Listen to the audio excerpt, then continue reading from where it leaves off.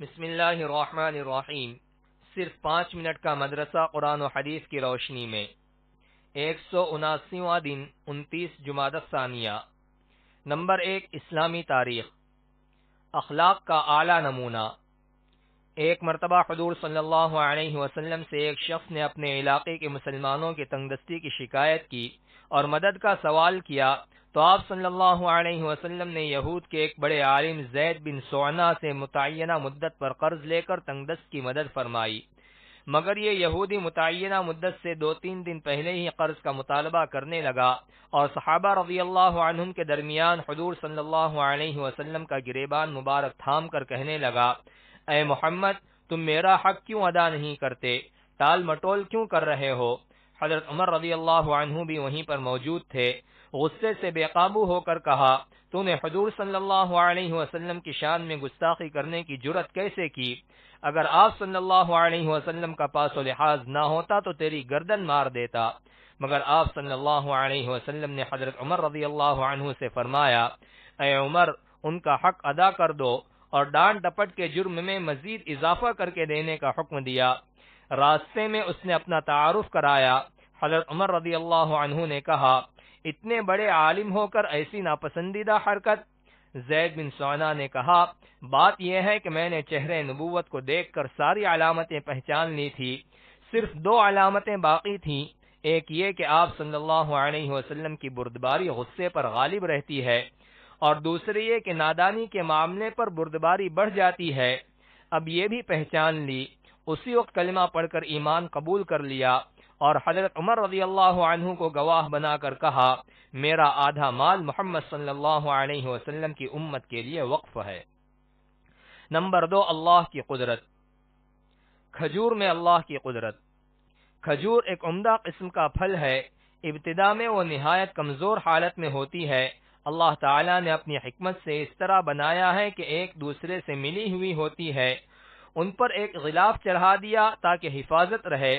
پھر جب وہ پختہ اور کامل ہو جاتی ہیں تو آہستہ آہستہ وہ غلاف پھٹ کر پھل ظاہر ہونے لگتے ہیں، اور پھر وہ ہوا اور سردی گرمی بھی برداشت کرنے لگتی ہے۔ اللہ کا یہی نظام قدرت تمام درختوں اور پھلوں اور پھولوں میں کار فرما ہے۔ نمبر 3، ایک فرض کے بارے میں۔ والدین کے ساتھ اچھا سلوک کرنا۔ قرآن میں اللہ تعالیٰ فرماتا ہے، تمہارے رب نے فیصلہ کر دیا ہے کہ اللہ کے علاوہ کسی اور کی عبادت نہ کرو اور والدین کے ساتھ احسان کا معاملہ کرو۔ فائدہ: ماں باپ کی خدمت کرنا اور ان کے ساتھ اچھا برتاؤ کرنا فرض ہے۔ نمبر 4، ایک سنت کے بارے میں۔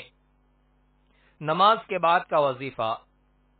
رسول اللہ صلی اللہ علیہ وسلم ہر فرض نماز کے بعد ان الفاظ میں پناہ مانگتے تھے، اللہم انی اعوذ بک من الجبن واعوذ بک من البخل واعوذ بک من ارذل العمر واعوذ بک من فتنة الدنیا وعذاب القبر۔ ترجمہ: اے اللہ، میں بزدلی، بخل، ناکارہ عمر، دنیا کے فتنے اور عذاب قبر سے آپ کی پناہ چاہتا ہوں۔ نمبر 5، ایک اہم عمل کی فضیلت۔ درخت لگانا۔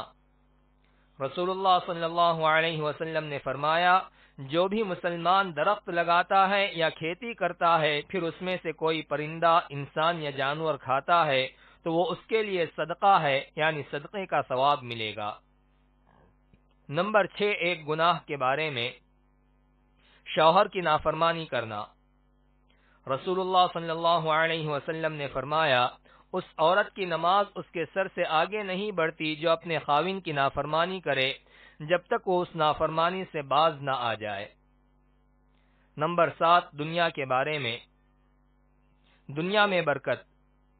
رسول اللہ صلی اللہ علیہ وسلم نے فرمایا، اللہ تعالیٰ جس کے ساتھ بھلائی کا ارادہ فرماتا ہے تو اس کو دین کی سمجھ عطا فرماتا ہے، اور بے شک یہ دنیا بڑی میٹھی اور سرسبز و شاداب چیز ہے، پس جو اس کو اس کے حق کے ساتھ یعنی حلال طریقے سے لے گا تو اللہ عز و جل اس کے لیے اس میں برکت دے گا۔ نمبر 8، آخرت کے بارے میں۔ جنت کا باغ۔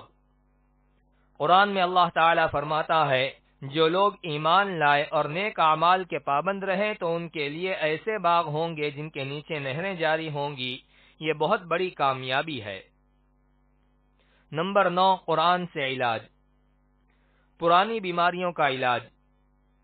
کبھی کبھی انسان کو ایسی بیماریاں لگ جاتی ہیں کہ علاج کرتے کرتے تھک جاتا ہے، پھر بھی وہ ٹھیک نہیں ہوتی، تو ایسے موقع پر اگر اس آیت کریمہ کو کثرت سے پڑھا جائے تو انشاءاللہ ضرور نفع ہوگا۔ انی مسنی الضر وانت ارحم الراحمین۔ نمبر 10، قرآن کی نصیحت۔ قرآن میں اللہ تعالیٰ فرماتا ہے، شیطان کی پیروی نہ کرو، وہ تمہارا کھلا ہوا دشمن ہے۔ شیطان تو تم کو برائی اور بے حیائی کے کام کا حکم کرتا ہے اور اللہ کی نسبت ایسی باتیں کہنے کا حکم کرتا ہے جس کا تمہیں علم نہیں ہے۔